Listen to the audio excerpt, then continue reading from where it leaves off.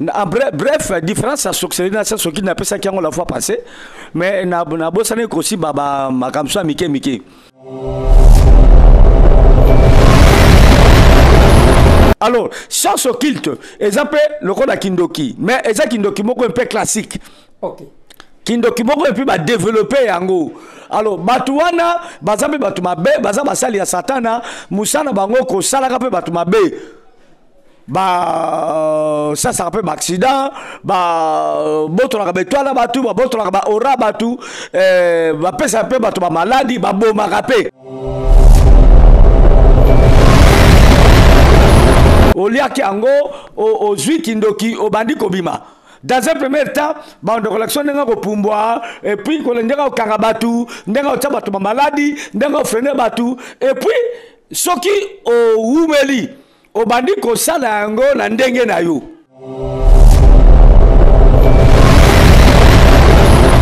Bazalaka na ba temple penate me bazalaka na bisko bakendo sanganaka. To benga ba temple mais zalaka na ba mondo bakendaka na to benga ba deuxième monde.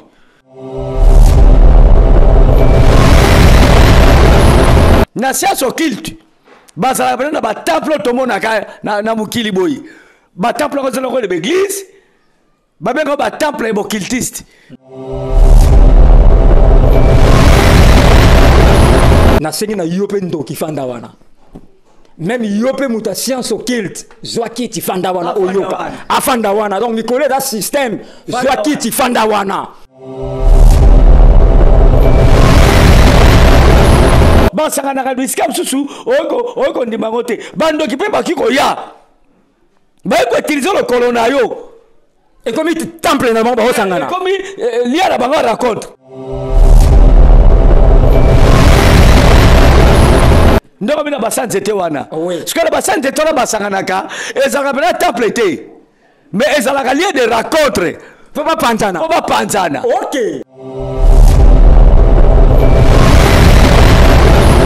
Mais tandis que bato science occulte, basanganaka ndemo no pas na signalité. Mais bakena ko yekola, po ba développer loko yo, ba zo mukona mukolo. Po bakanga bato balabala, po bakanga bato quartier, to bakanga na commune wana. Et puis nako kamisa yo, na chaque balabala chef ya Kindoki azalaka. Et ça va voutuma. Donc quand je suis toi na ke ko binela yango. Yo zo la chango abotolio bana. OK. Après son infection. Bazala kota ba science occulte.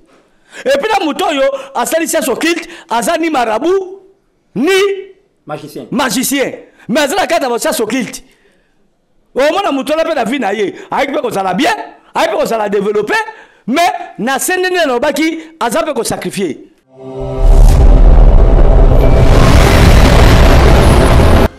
Si les histoires racontées dans les aventures d'Harry Potter sont de la fiction, le centre de sorcellerie de Bamako est lui bien réel. Cette école, qui est la première du genre au Mali, vise à pratiquer et enseigner la sorcellerie à qui voudrait le faire sans aucun tabou ni aucune restriction.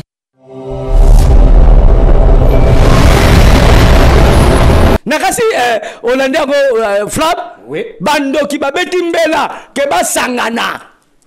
Pour ba développer mboka na bango. Quelle organisation? Parce que bando ki ba développer kate, bando ki ba panzaka, ba mebisaka, ba to ba développer ka et ça ba ta science occulte. Yes le rôle à longa ça rappelle biso likolo ya ba makam o nyoso parce que monde entier ezana c'est à pouvoir ya monde mulili. OK. Ya satana. Mais nzamba za likolo na bango. OK.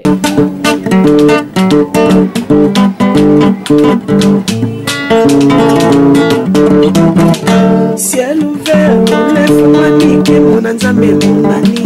Loboko na tata ese moi minikola baninga mina ye. Ciel ouvert, ciel ouvert, ciel ouvert, ciel ouvert, ciel ouvert, ciel ouvert, Ndeko landaka yango, ciel ouvert,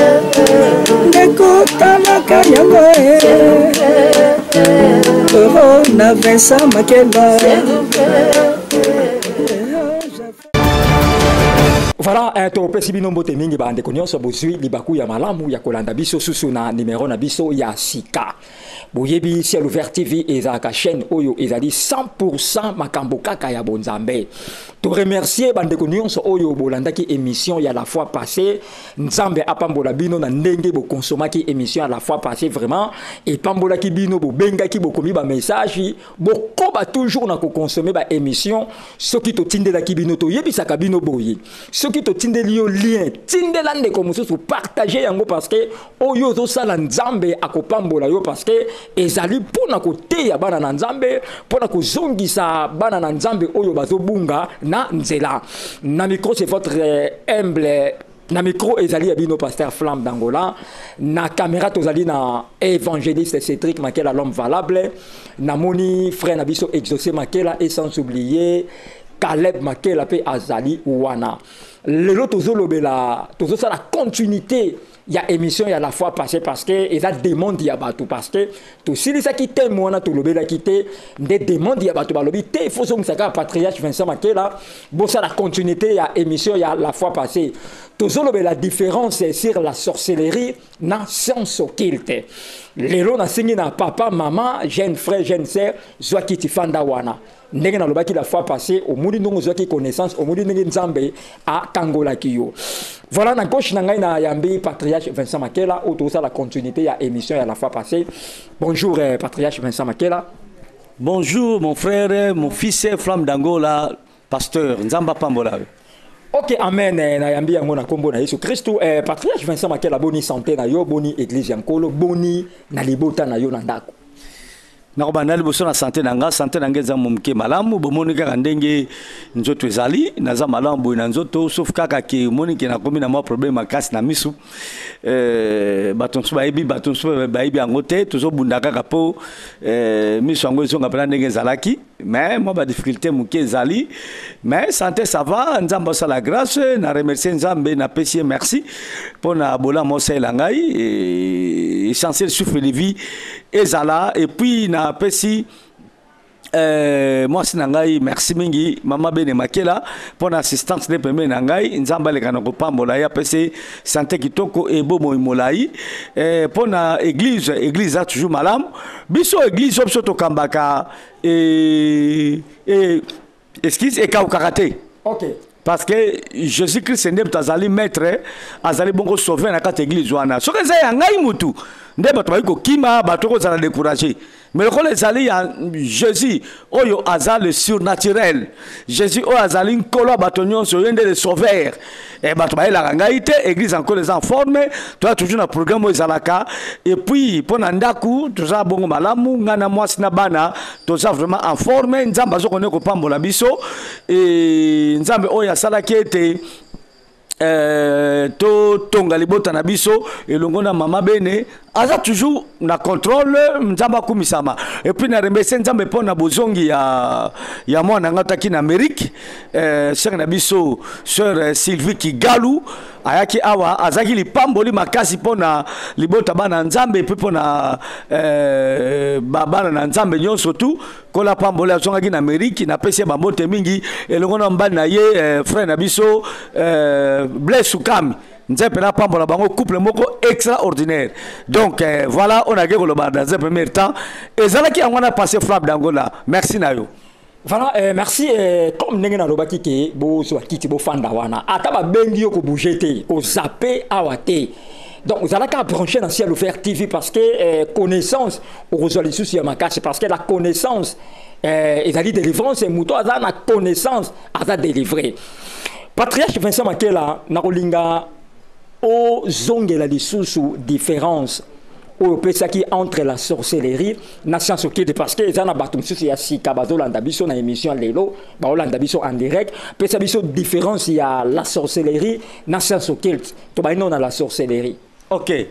Bref, différence à sorcellerie na science occulte na pesa ki la fois passée mais na bosane ko si baba makamso mike sorcellerie to kindoki ezali eloko oyo mutu a botami mais bakamati eloko moko boye na baki ngo la fois passé ezala ko la sim bakotso na kata mutu eloko oye pesi mutu mayele ya butu epesi ba connaissance moko ya mabe pona ko nuire na vie batu pona ko bebisa batu pona ko loka batu. Donc voilà la sorcellerie. Donc sorcellerie, un sorcier spécialité na yezali ko loka batu. Donc yem sane ko loka batu ko freiner batu ko boto la batu bomoy ya moto ya oyo nzambe atikat na batu. Alors chance occulte exemple le code kindoki mais eza kindoki moko un peu classique. OK. Kindoki moko et puis ba développer yango. Alors batu wana bazambe batu mabe baza basali ya satana musana bango ko sala ka pe batu mabe. Ça rappelle accident boto la betwala batu boto la ora batu pesa pe batu maladie boma kapé ba lia kapé ça rappelle sacrifice. Voilà entre différence ya kindoki et puis na batu oyo ya soloka et puis na beke kindoki basala kana temple moko teke ba sala ana mukili ba ke de ko sanganaka. Donc ezaka ba pesio ki docteur su ne longa kolia ne longa moko songolo olia ki ango o zui kindoki obandi kobima. Dans un premier temps, ba de collection nga ko pumbwa et puis ko ndeka okanga batu ndeka otaba to maladie ndeka freiner batu et puis soki o umeli obandi ko sala ngo na ndenge na yo. Ozo comprendre? Oui, oui. Alors, bazalaka na ba temple penate mais bazalaka na bisko bakendo sanganaka. To benga ba temple mais bazalaka na ba monde bakendaka na to benga ba deuxième monde. Mais tandis que na science occulte bazalaka na ba temple to monaka na mukili boy. Ba temple ko zelo ko de église ba benga ba temple occultiste. Donc, bazoke ko yekolisa bango. Bazoko apprendre bango, bazozo cours. Ndenge nini mutu akiko se développer na kati ya ba ya occultisme oye aponi yako muni kuna basalaka na ba grand maître basalaka na ba maître ba grand maître et puis muna bona ba livre basaka ko tanga yango sima nango ba kamata eloko ba biko nango lumière ba okotso na nzoto. Alors à partir de la lumière wana yo aussi contacté na bango obandi ko volouer na bango yango mona kabata ba science occulte bazala mingi yo mona ba temple ba kitoko bazaka na bambongo bazaka na ba moyen par rapport ya bandoki bazaka na ngote ya ba benga ndoki zoba. Voilà. Voilà, merci patriarche Vincent Makela, vraiment ozolo ba très bien bato ba fandi wana na sengi na yope ndoki fanda wana. Même yope muta science occulte zwaki ti fanda wana oyoka afanda wana donc mikole da système zwaki ti fanda wana donc na bike bandoki na minute oyo ba respecter déjà patriarche basi ba kiti bazo fanda wana ba yoka batalisa misala na bango ya mabe o bango basalaka. Voilà patriarche Vincent Makela, question na ngeza boye na lingi ko na tuna o question na lobi est-ce que batu ya ba science occulte ba temple ezalaka pe na bandaku na bango o ba fanda ba salaka pe temple wana? Oui, tout ça a deux sortes ya temple. Tout ça na temple oyo ezalaka eska ba ba kinda ko sangana. OK. To ebi ba temple musu ba kombo nango to tanga ki yango awa. OK. Alors, sikoyo ezape na ba temple o ba benga ba temple personnel. Très bien. Wana ce que ça na kati ya ndaku. OK. Anakata ndaku wana eska bataka ba totem na bango. Bataka ba outillage na bango o utilizaka ezaka na kati ba temple wana. OK. Donc ezaka na kati ya ndenge to bengaka mutu azo sambela aipo za la sacerdoce ne personnel. OK.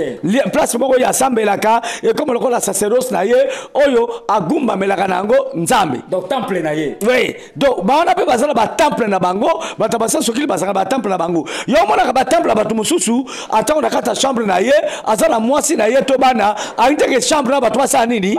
Voilà, olobi openda. Donc temple neza na kati. Donc akiko joyeux même na kata temple na temple na ye pour ça la bikela kela na ye. Okay. Donc et ça la ba temple oyo banusu bakendaka po bazala enseigner po balakisama exemple ba temple oyo ezaka mutazala temple na ye personnel ba temple individuel pour la vocation pour la makamana salaka pour à exercer ba makamana malam et pas batassion sur qu'il te zalaka na batalon valable passer flamme. OK, balo bakana lingala ndoki zoba. Vraiment ta rapena bongo ndoki zoba. Donc non ozano za kana ozoba. Patriarche Vincent Makela. Na lobi sikoyo to bana okende kaka ndengo na parce que lelo est très important yo kama kambo gobima awa lelo. Lelo est somo, est plus que émission à la fois passée. Patriarche Vincent Makela. Na lobi sikoyo ndenge bandoki. Bakutana na basia nzete. Wana ce que za ba temple na bango bezaka deuxième monde bezaka ndenge nini yo za na maîtrise ba kambo wana. Nde bakutana katapu na kata nzete ezaka sa nzete te bandoki bakutana kabiske bele OK bakokutana sa nzete bakokutana sa likasa moko boye badevelope yango baosangana se baki mpe kosangana likolo ya plafond na yo OK neti kala bandoki bazali kosangana na voile ezai na likolo oui nesolika masolo bazosangana wana réunion likolo ya voile ezai réunion tapse kokambwisa yo. OK. Donc, basangana na banzeta baoba, na banzeta mbila. Omoni sokote hôtel nzete ya mbila ton nzeta kokoti. Ezanga na sokote à part makasa nango e kita boyi. Ezanga na tige moko e bima bo liboso. OK na mona ngo. Tout autour de tige wana bando pe baka kosangana kabana. Ce que bazo utiliser tige wana ko l'antenne. OK. Donc bando basangana buzoba moko on comprendre na côté. Zoba. Donc, il peut y zoba plus que bololé. OK. Donc, basangana biskam susu, oko ndimangote. Bando qui peut pas qui koya. Ba ko utiliser le colonayo. Et comme il temple na bango basangana. Comme lié la bango raconte. Ah bon, et ça ma bongo? Oui. Baipo kamata mutu amutu bakomi sangole na bangala kote. OK. Bebo na mutoka azaki zengi akomi liboma orke mutu na ye ba bebisi yango po ba kosala ba réunion wana. OK. Voilà. Voilà patriarche Vincent Makela question ngeza boye. Parce que émission est vaste, très vaste. Mikolo yo ba ibo continuer kana ba biloko oyo. La seule réponse note hein. Ndoko bina basante te wana. Parce que basante te na basanganaka ezaka bina temple te. Mais ezalaka lieu de rencontre. Faut pas panzana. OK. Voilà. Donc so bakutani wana sikoyo ba pesani ba orientation. Muto mtake na place yake ne koloka. OK. Oyo ke na Bandundu. Oyo ke na Kisangani.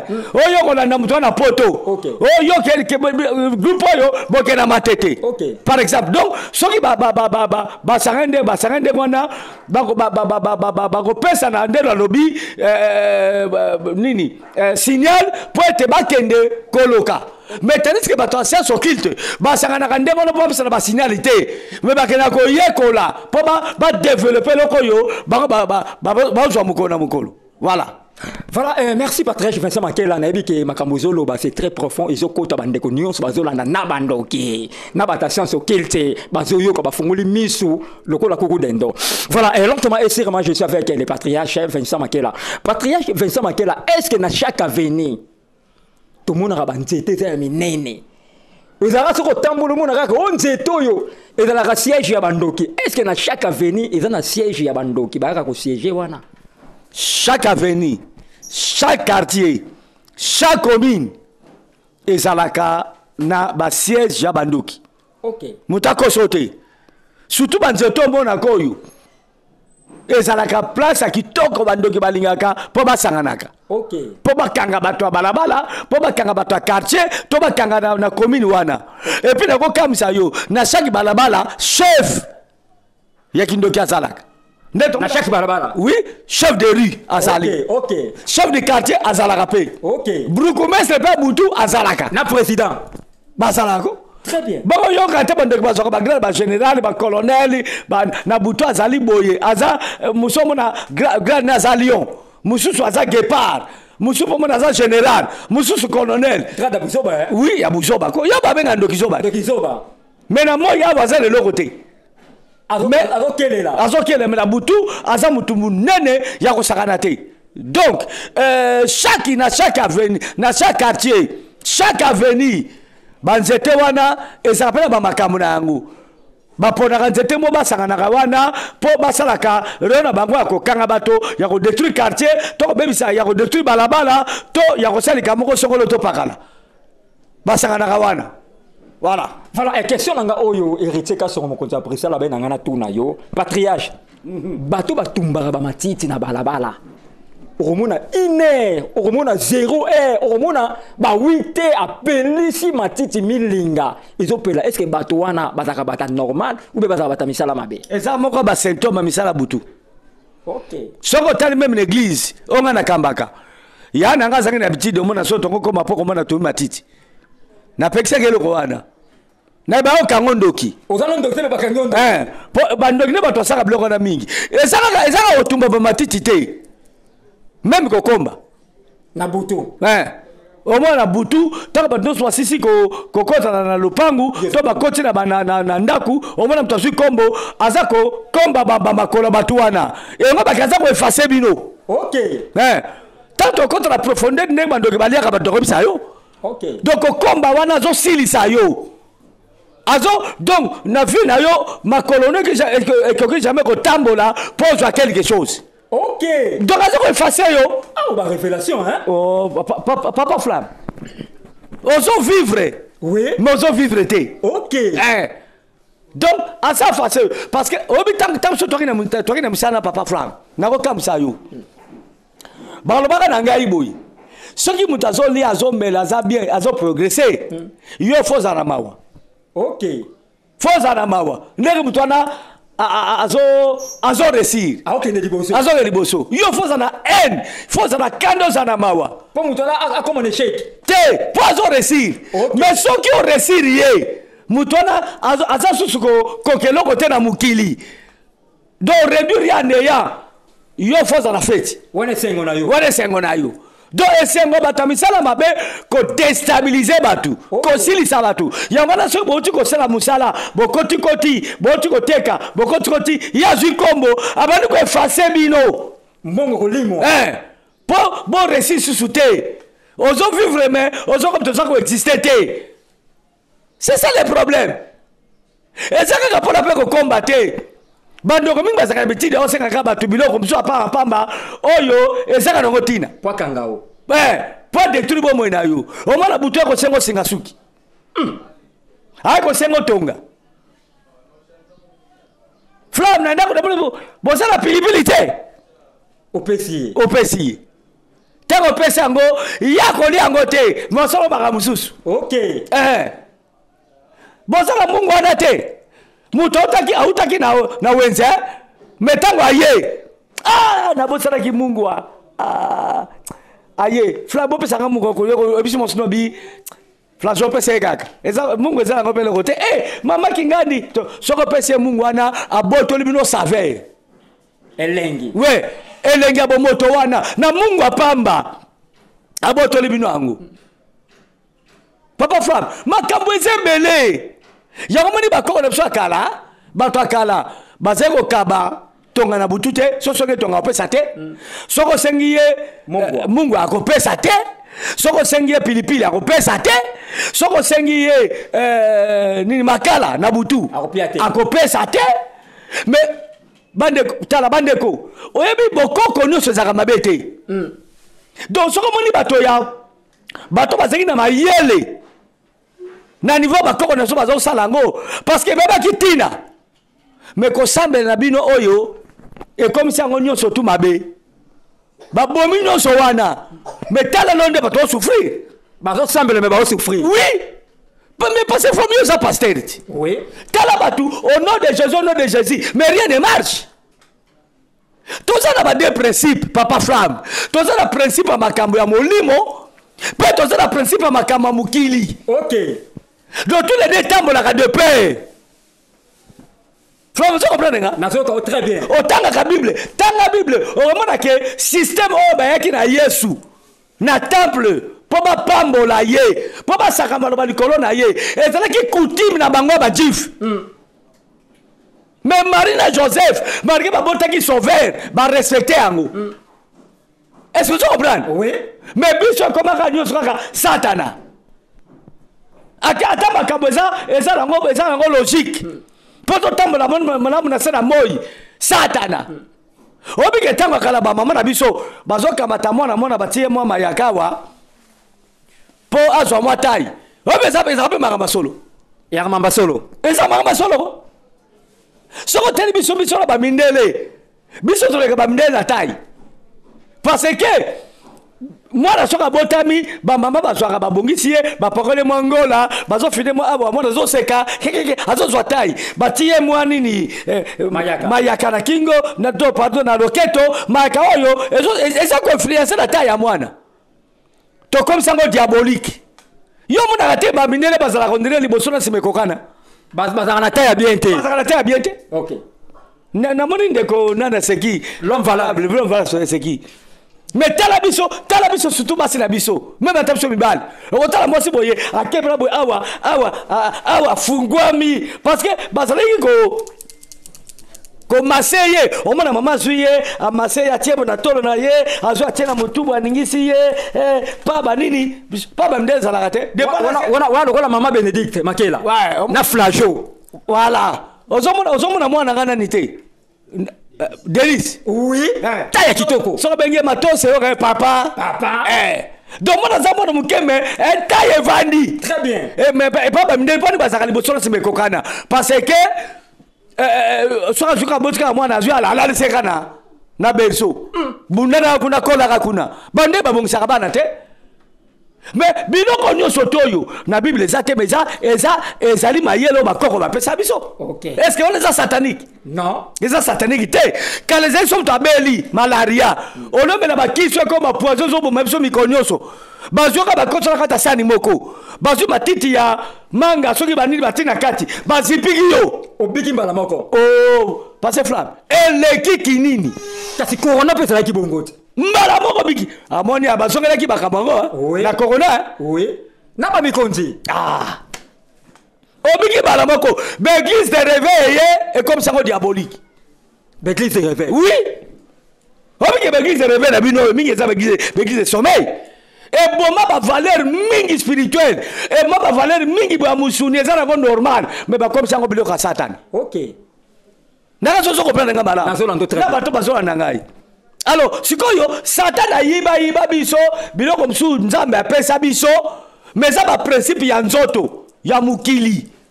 Na biso ka keloko boko passer flamme. Le lo pour moi ça bota. Ezolo sambelaka. Ezolo sambelaka te. Fosani. Fosangana eti. Oui. Hein? Oui. Est-ce que ko sangsa nzoto nenga bunzambe ezali ko sangsa nzoto nenga ya bu pagan ezali? Est-ce que ndelo zo komoko? Donc ça la ga biso so principe moko. Très bien. Est-ce que vous comprenez? Oui. En tout cas, bande ko balim sangana aux empêtres la terre. Et ça logique. Ko sangsa nzoto oh pasteur il fa sala ngo boye e bom ta sambela kata sala ngo boye. Ezate? Biso docteur toleka sakala banzela moko mabendo sala ba rapport za ba rapport moko ba sodomie oui mais biso toleka kala nzela moko o sambela te basa so babotaka ndenge moko dure de fantôme ezaka ndenge moko eza ba principe a mukili oko changer ngo te mais bino ba passer flamme oyo ba tokili de réveil bokoma ko changer ballon valable eza diabolique eza satanique so ba moni botimo no ma yaka poso azwa moi taille oh eza satanique qui t'a dit que eza satanique vraiment on sait même double ba to ba vanda wana to le ba makambo exemple na ya solo yako mona kalelo oyo mutazolu ka musala te mazobonde na nzambe kolo nazala riche mais bible bike musala ya kana nzela richesse ya kana nzela musala faut ça là c'est le travail qui procure l'abondance yo kangami na permanence okangi batu mikolo nyonso to ba veiller okangi mikolo nyonso to ba prière bana ta bata okende prière okende musala te sikoyo bako mabalichi mukoloni yo mo église kana kamba bloko nezala te frère na tongo kendo ko luka l'homme valable bima kendo ko luka frère fils kendo ko luka très bien ozo oya no frère nadim OK papa il dit na poto kendo ko luka ngala ko serba na ngandego wana tango ya ko kitamana oh na bonda na nzema no taliko eleka bible biske sikoyo mutakodia na motoki na ye Oui. Et puis, lui, que celui qui ne travaille pas. Ne mange pas. Non plus, Maxia non plus. Non Qui plus. ne mange pas non plus. Mais yo, Kangi, va te passer à la kate. Le CD pourvoira. Qui t'a dit cela? Casimino va pasteur. Vraiment. Akasi. Les cabotés, ça va pourvoir. Tout ça, banini. Au moins, on te ça 15 ans, 20 ans, 30 ans d'église, aux arabes pauvres. On a bon de la mine dans mon côté. Si on bateau va zozoa, au comme mouté, mamba pour la bango bimindoki. Te m'a dit Kundu. Voilà. Voilà, frère, fils, fille, Bokendo Luka. José Ntita de Bruxelles, Kendeko Luka, Mayatomo, Kendeko Luka, opération Kendeko Luka. Pasteur, Denis Chongo na Luanda Kendeko Luka. Patriarche Vincent Makela, Makambouze Belé Yaroloba. Zanana Baxelo Moko. Yaroma n'a pas Bamindele. Bamindele va faciliter Batou. Mouta réussir na vie. Si on réussit na classe cité. Dans le domaine de Songolo. Très bien. Na ballet, na basket, na mbangu kaka oyo pamba, na banini. Mais biso ezalaka te. Parce que nzambe nenga sala biso papa flamme. Biso no soto kobonga na nzela classe te. OK. Tamso ko tanga po ozwa mo ba matière. Mais tamso likabona yo oyo okobonga na ngovi ezalaka box. OK. Na biso exemple mboko. Comment on appelle ces félicitations? On appelle ces mbongo belé. Comme on a eu un bête américain. Nani? Bokole, c'est qui Bokole? C'est qui Martin Bakoli. To c'est qui a wa to c'est les missions wa. Ba c'est 100 000 banini. Mais approuver mission que Asa champion. Asa champion. OK. Voilà. Au moins ata bongite la classe. Mais nzamba appelle grâce wana azala mbinga, azala makasi, a profiter dango a comme millionnaire. Donc, la classe, il faut que l'église soit yango. Il faut encourager Batou. Batou bongo na nzamba bonde na nzambe mutu na domaine ayo nzamba ponela ye. Abonga na yango. David akomaki mukonzi. Pona teki ya sala choki ndenge nini? Pona kaka libanga. Mabanga mitano. Kaka moko bomi Goliath. Et comme si on est populaire. Très bien. Likola ko beta lindando yo. Ndindi lokola manuaku wako. Lokola femme kapaya. Wana ngai te akomi na roi. OK. Soka zo beta roi boye, roi zo la consoler. Très bien. Nzamba sala biso na bi mutu na mutu na ça dépend na ye to kokanaka te. Oyo iko sala ngana ko sala ngote. Oka bla ko sala, fiba ko sala ngote. Nzamba za zo bate. Voilà, il faut qu'orienter mutu. Orientation pour la batulanza magetu batuanza mango, bango lalisa batupongi. C'est très important. Voilà, patriarche baso signaler biso vraiment to komi na suka.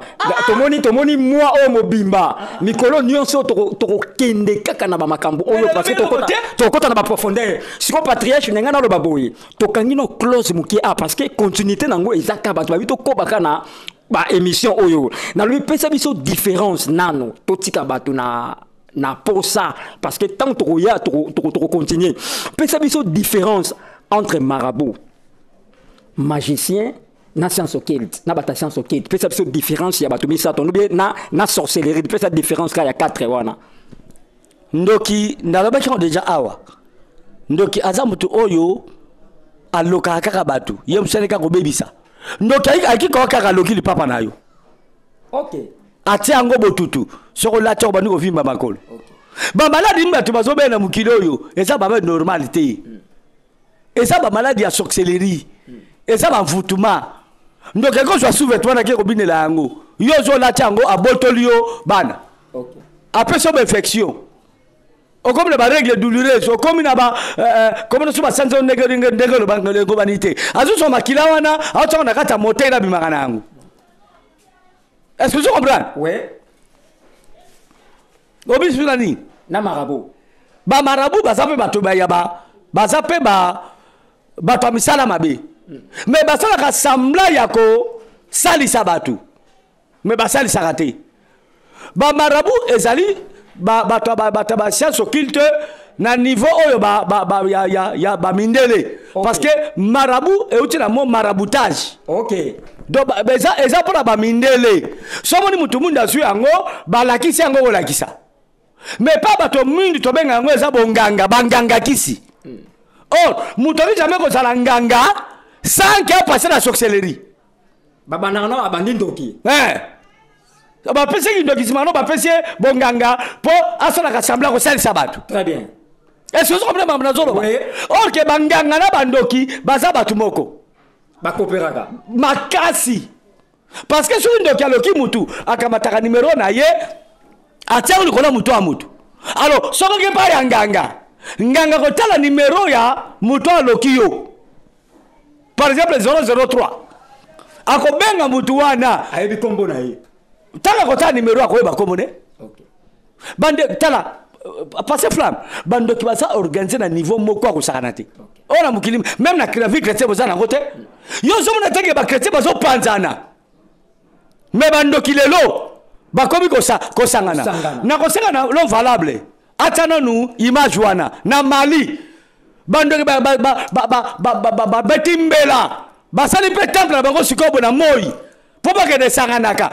Bando ki we makamba ko sala butu bayoka na yango na moi. Mais to panzango hein? Bila ba chrétien ba to komi ko panzana. Bila ko panzango. Lo voilà ba exception na totana yo mo pola ndakona. OK.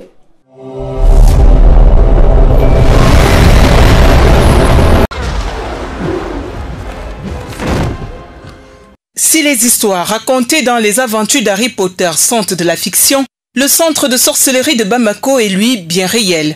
Cette école, qui est la première du genre au Mali, vise à pratiquer et enseigner la sorcellerie à qui voudrait le faire sans aucun tabou ni aucune restriction. Tout ce qui a mis l'Afrique en retard, c'est mystifier les choses, cacher les choses. Donc il faut démystifier et transmettre ces secrets. Voilà ce qui m'a donné l'idée de construire ça et que tous les grands sorciers de l'Afrique vont se retrouver ici pour transmettre les secrets aux futures générations. Cette initiative malienne est une façon pour les Africains d'accepter totalement leur culture et leur tradition, loin des appréhensions que les colons ont de ces dernières et qu'ils ont réussi à insérer dans les cerveaux de la plupart des ressortissants de l'Afrique. Ce que je sais, c'est que la culture africaine et traditionnelle africaine devrait être de mise en ce moment. Nous devrions nous y atteler pour essayer de rassembler les Africains à construire leur continent et à conjuguer le même verbe, parce que ce qui est plus attrayant, c'est de ressentir que les Africains peuvent parler le même langage, surtout quand il s'agit de la culture, de la tradition. La plupart des autorités traditionnelles africaines pensent que l'exemple malien devrait être copié sur le reste du continent. L'idée malienne est une idée à copier dans le monde. Je l'ai vu aussi à Eswatini, en Afrique du Sud. Parce que quand vous arrivez dans ces pays-là, vous vous rendez compte que la culture y est encore au niveau de la base. Les sources de la culture africaine y sont encore.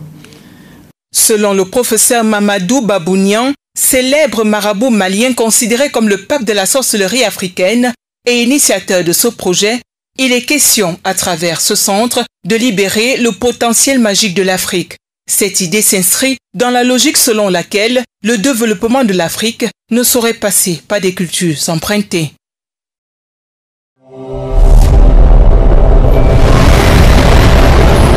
Nakasi Olandiago Flap, oui. Bando qui va betimbela, qui va sangana. Pour développer un peu la bango. Quelle organisation? Parce que bando qui va développer raté, bando qui va panzaka, va bebisaka, va développer ka, et ça va tasser sur kilt. OK. Yango na kando ki na buto za na mbongo belé, aza mutu munene, mais na moi zene le côté. Aza giseni. Mais tandis que va tasser sur kilt, on a ça na mituka. Ana ndako bien. Abali pe moi c'est bien.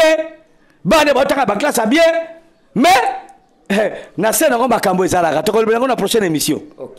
Makambo ezalaka. Alors, marabout azalaki azalingaga mais na ndenge ya ba science occulte. OK. OK? Même magicien azanganga te mais azamuta misala mabe ya butu oyo pona kosala ba magie ay kosala ba spectacle Très bien. bato bazomona ngo azosepelisa bato abimisi bombo apasoli mutu asali boye ozo comprendre mais na scène yango mpe azolia Ok. mpo bato batalaka biloko wana bato bazaka na kati ya basali wana oyo bakontrolaka baama bato tokoloba pour la prochaine émission obesula nani Donc, bah, sinon, bah, t'as sur kit. Donc, oh, expliquez nous ça. ezaka bato bazala kati basa sokilti ozomona bazala kota basa sokilti epuis na moto oyo asali sia sokilti aza ni marabu ni Magicien. magicien mais azala kati ya basa sokilti omona moto ola mpe na vie na ye ayiki mpe kozala bien ayiki mpe kozala développé mais na se ndenge alobaki aza mpe kosakrifie yo omonaka te ke soki ozwi afrique ki bondoki ya baafricain na bondoki ya bamindele omonake bamindele bazodéveloppe me bamboka na bango Mais biso bazotonga bazosala makambo bien mboka eza propre tout ça bani mais biso bondoki na biso salité ya buzoba. omona tongo eza eloko ya kolia te me na butu azolia lokola ngulu mbomba ye moko Mais ndoki na moya azanga eloko kolia. ye nazoloba wati na moi azwi eloko te me na butu azozwa epuis okomona ye na tongo aza ta na grade moko te me na butu Général. omoni différence ya bascience occulte na sorcellerie. Ok. Sorcellerie boye na moi aza pauvre bozwina ezaka na butu mais tandis ke bato bascience occulte bozwina aza nango wana na monde ya mystique ezomati boye na moi bato azomona yango mais baza très dangereux plus que basorcier, très dangereux plus que basorcier. Voilà. Ok, patriarche, nous sommes arrivés à la fin de l'émission Nabiso. Naïbi que donc continuité émission Ezali parce que nous sommes limités par l'état et c'est une photo kata awa tout ce qui ça awa à la prochaine émission le quoi ils a demande Nabino tout le monde qui maintenant qui est dévoiler patriarche a dévoiler vraiment misala wana moi au moins j'ai quoi toke na ngoti na décembre a dévoiler misala satana penzambe azana contrôle patriarche to komi na suka moya séparation na ya émission ya lelo ezanini na autolobby moi c'est parce que ça boy yo monaka te même bakonzi na biso mingi bazala kata bascience occulte babranche mbi bascience occulte bakendaka na poto peti ouais bamona makambo na bamboka bato mosusu mpona bakosala ngo awa te parce que spécialiste ya bato mwindu na makambo na bango ya butu eza kodétruire moto asouffrir mais bamindele akozala kata magie na ye azala kata bascience occulte na ye mazodéveloppe mboka na ye soki kuna batio na social bazofuto lete ezolesa yo donc eza différent tokodéveloppe na baémission eza koya yango nakoyebisa bato boye solution mpona moto ozala malamu ezaka nzambe amen soki oza na kota bato baza na kindoki na bato baza na kati ya basoloka to sorcellerie koto ke oza kota mutu moko aza na kati ya science occulte ya bafamille na bino famille eza na mbeba ya kosakana te abanda kosala badega na famille ya kosakana te alors mpo tobombama malamu tozala épargne na na kote ya kindoki na na kote ya soloka réponse solution c'est Jésus-Christ. Amen. Yenda aza fin parce que l'esprit oyo eza na kati ya Yesu eza supérieur koleka esprit ya kindoki koleka esprit ya soloka. Amen. Donc molimo Yesu apesaka biso eza na likolo na bokonzi likolo bandoki likolo mpe ya bato baza na kati ya basoloka to bato basorcier to bato ya occulte yango namonaka un marabout un sorcier moto aza na bakasi ya occulte aki osupporte yo te yo moto aza kati na nkolo Yesu. Yango monaka Jésus azali l'homme le plus critiqué. Christianisme eza religion oyo eza bazo combattre yango mingi parce que yango nde eza na sommet. Alors yo moto ondimela Yesu osala choix bien kangama na ye kodécouragé te nzambe akosalomaka malamu.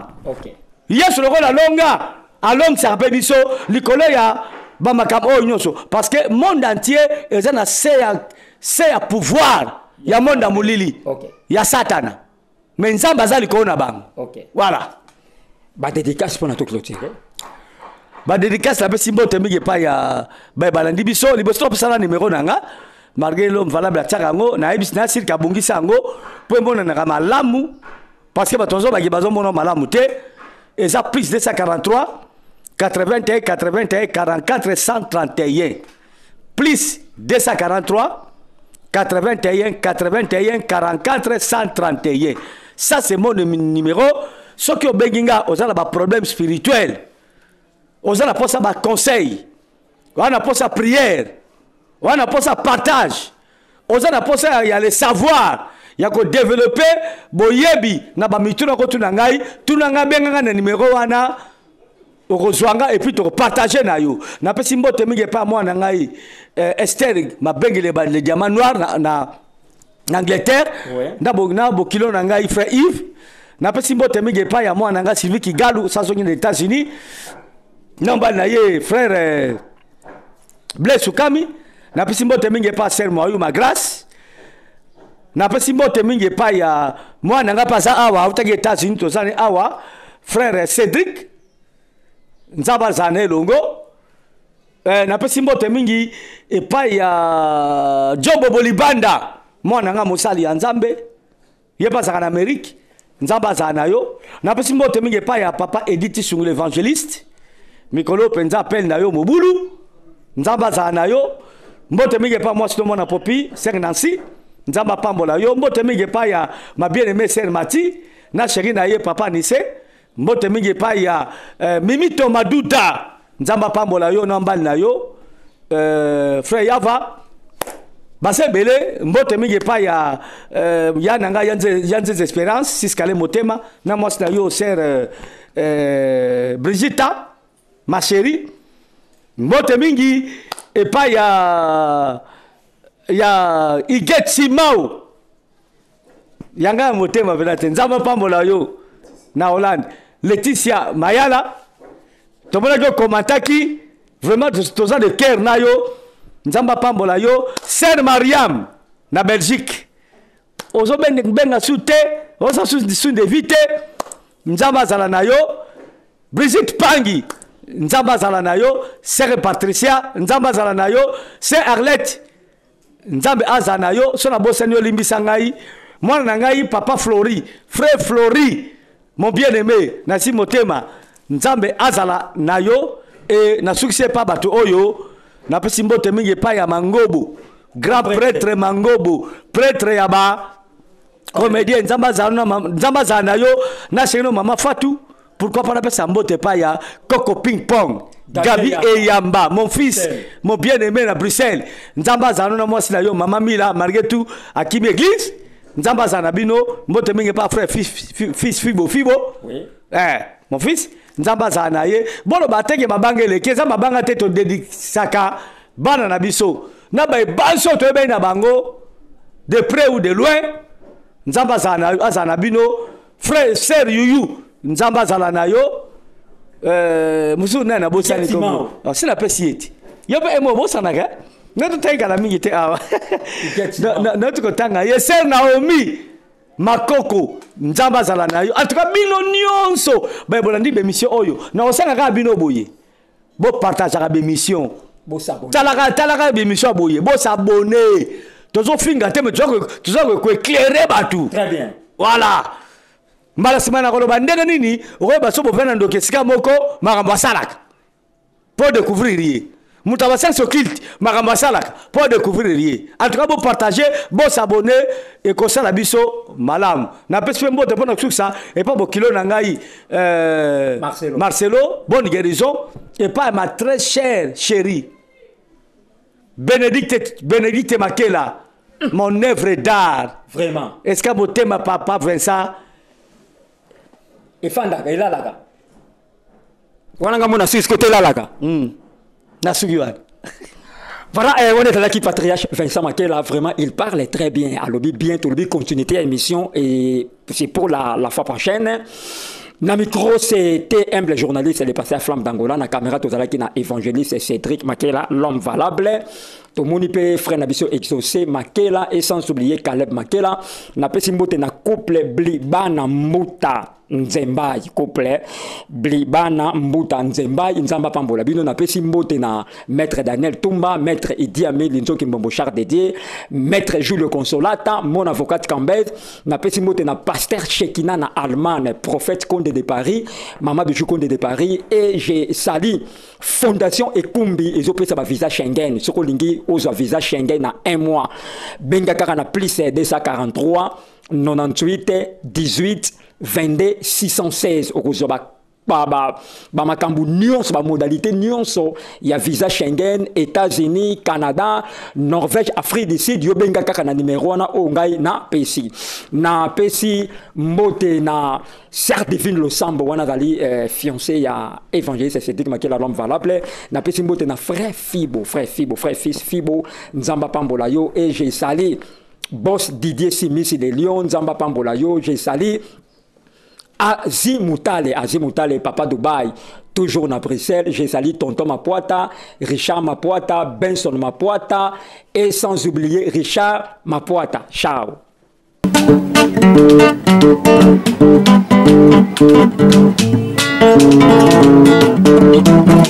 Ciel ouvert, lève-moi nique mon anzambe mongani loboko na tata ese moi milikola balinga mina ye. Ciel ouvert, ciel ouvert, ciel ouvert, oh ciel ouvert, ciel ouvert, oh ciel ouvert.